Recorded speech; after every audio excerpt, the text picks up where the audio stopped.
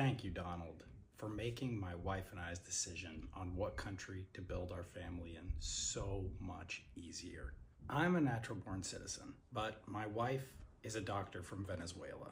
A couple of years ago, we moved to the United States from Ukraine, where we were both working as humanitarians for 2 years. We moved because she had gotten to Harvard, and since then we've gotten married, she graduated, we decided to make our life in the United States, and we filed for a green card.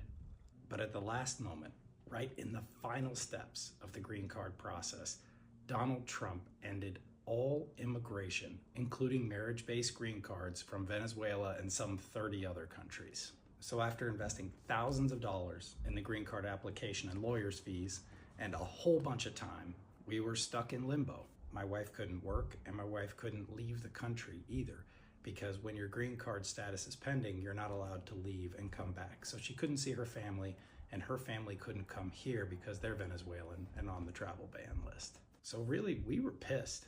But then we realized this could be a blessing in disguise. Maybe we'd been too set on living in the United States. Maybe this was an opportunity to look at other countries and see if they might align more to our life plans and our values. So we started doing our research, and we came up with a long list of countries that we could immigrate to. And a funny aside on this is that for almost all of these countries, I wouldn't be able to immigrate without her. As a doctor, she's a highly skilled worker and desirable. In any of the countries that we might move to, she would get the visa and I will be her dependent. I would get a work permit based on my relationship with her because she's so desirable. I find it comical or maybe tragic that the United States is blocking immigration for someone who is being actively recruited by other countries. But that's a whole different video. So we looked at a whole bunch of countries: Spain, Portugal, the UK, Germany, Australia, Switzerland, New Zealand, Canada. And we compared all of them to the United States on a number of factors. And we created an Excel file with scoring.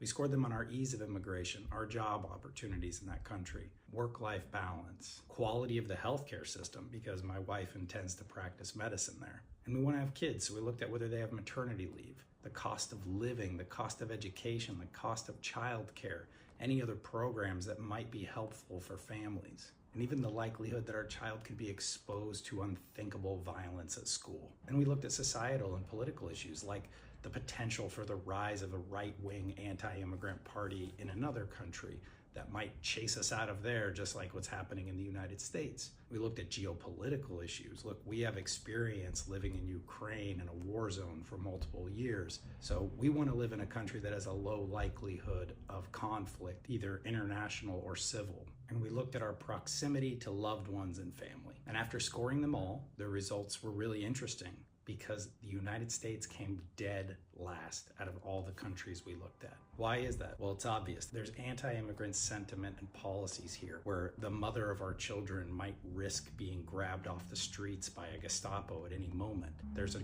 growing risk of authoritarianism and lack of freedom. There's extremely high cost of living. There's no maternity leave. There's no work-life balance. High cost of childcare and education. So risk of political violence that grows higher every day. And there's exorbitant costs of healthcare.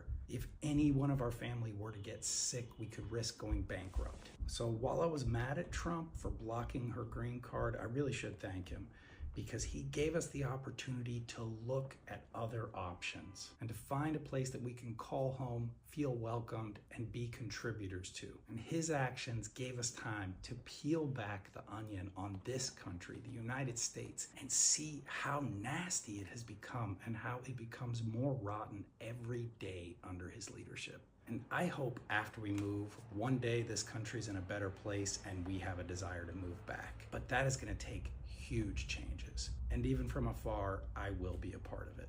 But for now, I just have to go back to